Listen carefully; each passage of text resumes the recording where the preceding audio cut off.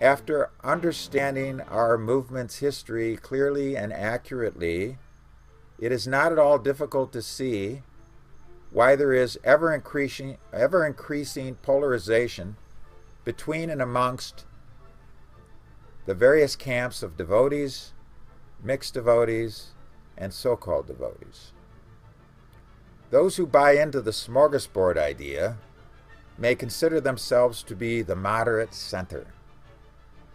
But none of the leaders of the other groups, both the few like us who are right with Siddhanta and right with the history, and those who aren't, have any use for such a compromise mentality. As Jesus Christos so aptly put it, be ye hot, or be ye cold, but if ye be lukewarm, I shall spew thee from mine mouth.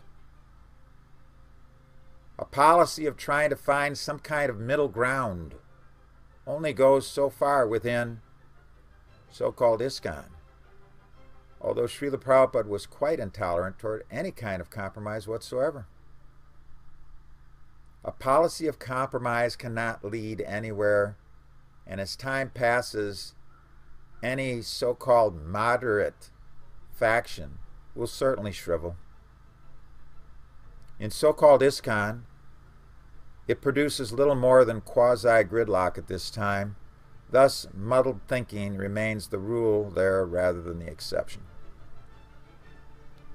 Always remember that within so-called ISKCON, yesterday's "you must accept or you are a demon" hardline gets converted over time into today's rejected belief system. We see this every time there is another transformation.